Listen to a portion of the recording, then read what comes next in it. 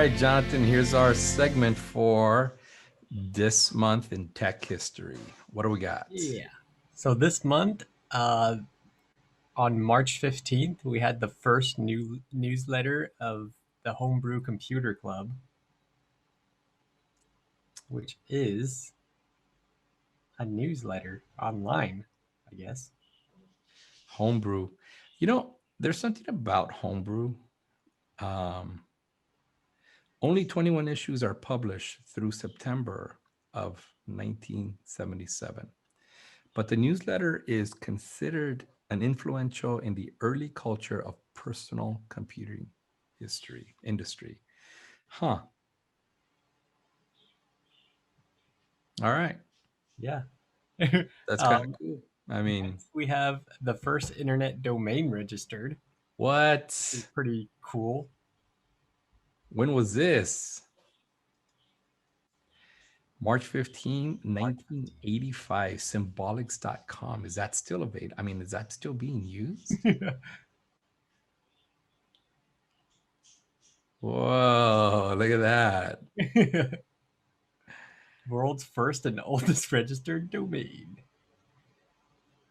That is pretty cool, I gotta admit. I like that background GIF. I know. They got the title too, like you know it's them.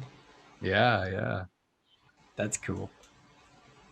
And on March 16th, 1995, we have the first wiki. That's right. The first wiki ever written. Ever written. Wow. This is kind of like meta wiki. This is the wiki about the wiki. Wow. Imagine being the first page on Wikipedia. All right. You get extra brownie points if you can tell me what wiki means. Wiki? You should know because you went to the state where they said it the most. I'm thinking it's Hawaiian. Yeah. Do you remember what like, it meant? Oh yeah, quick. That's right. Wiki. Yeah. Remember we were at the Road to Hana? We got that tour. Yeah. And the guy kept on calling it a wiki break. Wiki. Look at that, the bus. So it used to be called Wiki Web was created as Ward Cunningham invites people to edit content. Wiki Web. Huh. Pretty cool. Yeah. What else we got? And then we have the first battle of Apple and Microsoft. March 17th, Apple sues Microsoft for copyright infringement. Yeah.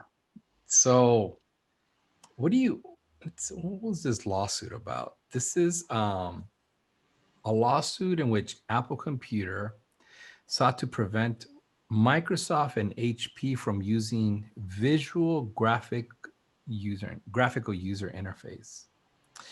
So this is a funny lawsuit because there was a lot of claims that Microsoft stole the user interface from Apple because Apple was the first one that came up with the graphical user interface. Mm-hmm.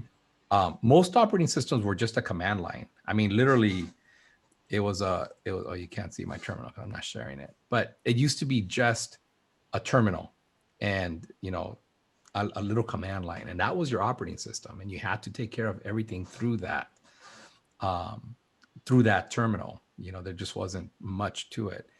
And so Apple came up with the user interface. But what was funny was, and I don't know how true this is. I'm sure we could probably find it if we search. The Macintosh user interface, the graphical user interface, was stolen from Xerox. Xerox actually had it on their copiers, and they're the ones that oh, here it goes. The district court dismissed Xerox's claims without addressing whether Apple's GUI infringed Xerox's.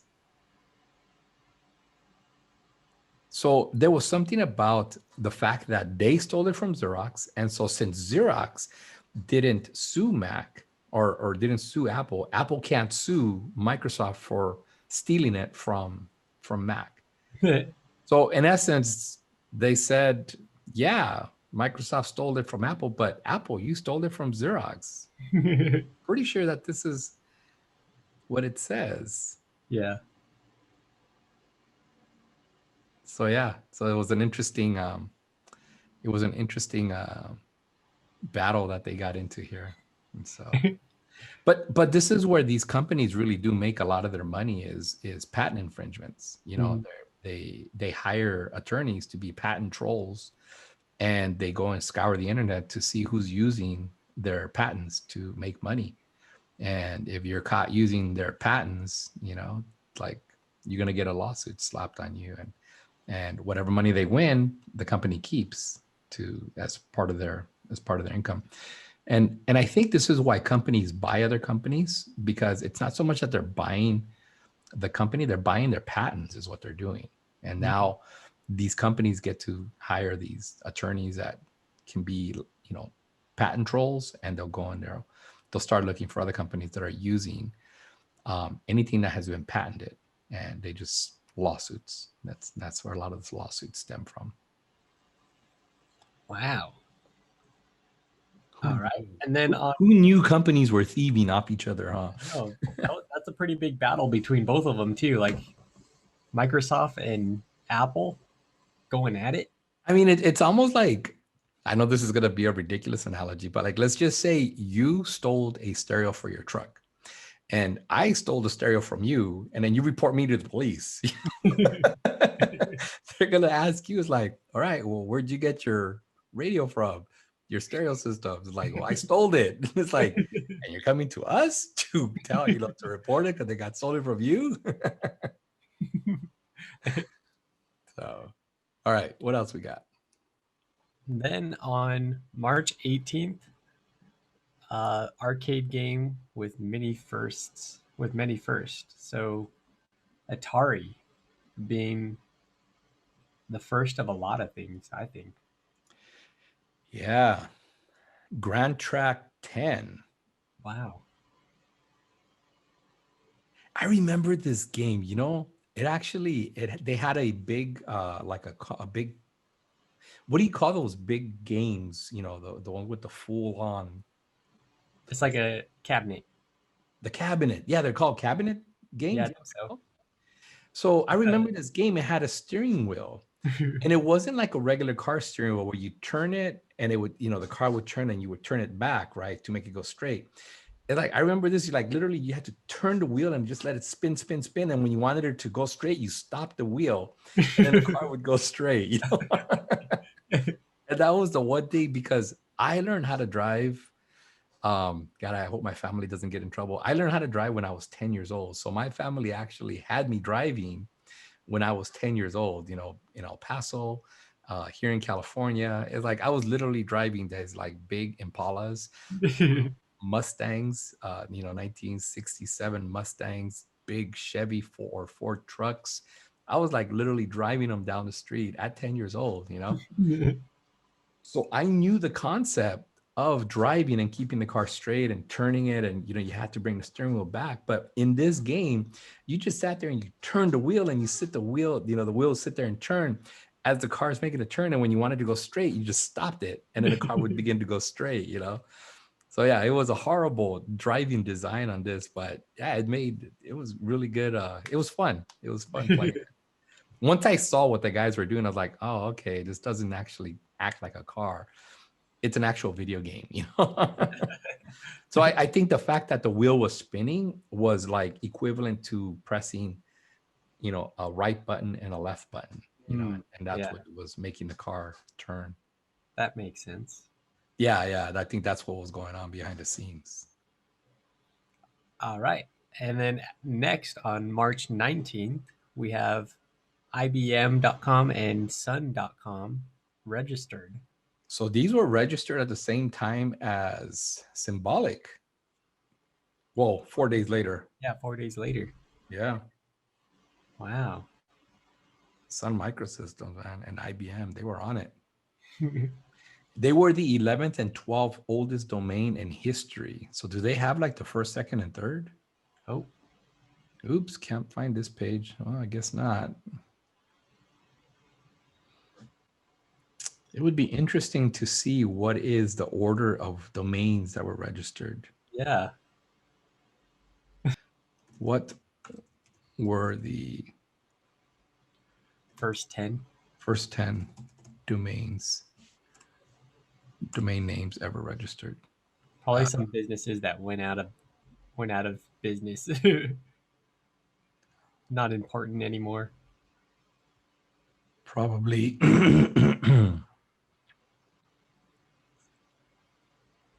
fewer than 15,000 domains have been registered. That's the first domain. Yeah, it doesn't say, huh? No. I know some people just went out and started registering dictionary words, and then they sold them after.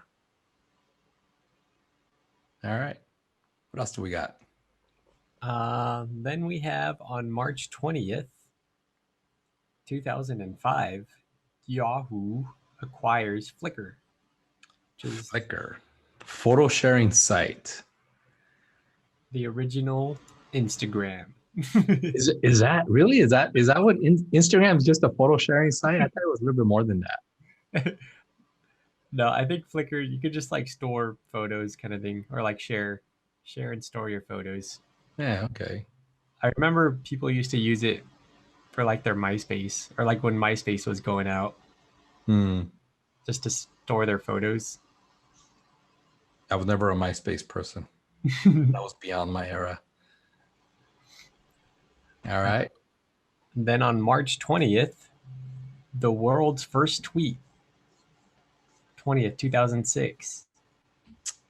Jack Dorsey sends the world's first non-automated tweet, inviting coworkers to note to future entrepreneurs: when doing the first of anything, it may be for posterity. So try to be interesting. Okay, thanks. That was his tweet. That was his tweet, inviting coworkers. But what's interesting is that, didn't he try to sell his first tweet recently? Really? Yeah, I think I thought I saw a tweet about it. Jack Dorsey selling his first tweet Whoa. Oh, yeah. That was earlier this month. for $2.5 million. Who Wow. would buy it? You see, you own your own company. You can look like whatever you want. That's crazy. He looks like he's going to turn into a rabbi or something. Non-fungible token. What's fungible? He's going into those NFTs. Oh. Oh, he's making his tweet NFT. That's why. Okay, non-fungible. What does that mean? What is a non-fungible fungible token? What is this? You Now haven't I'm heard? curious. It's the new thing. Is it like a Bitcoin? Similar, yeah. Yeah, it is some kind of a. Okay. Blockchain ledgers. Yeah. Cool. What's it worth? Yeah, I wonder what the first tweet would be worth. I mean, if this thing's worth like a fraction of a penny, it might be worth later on some money. Just to have the first tweet. Yeah. Huh, interesting. Very cool. And with that concludes our tech history.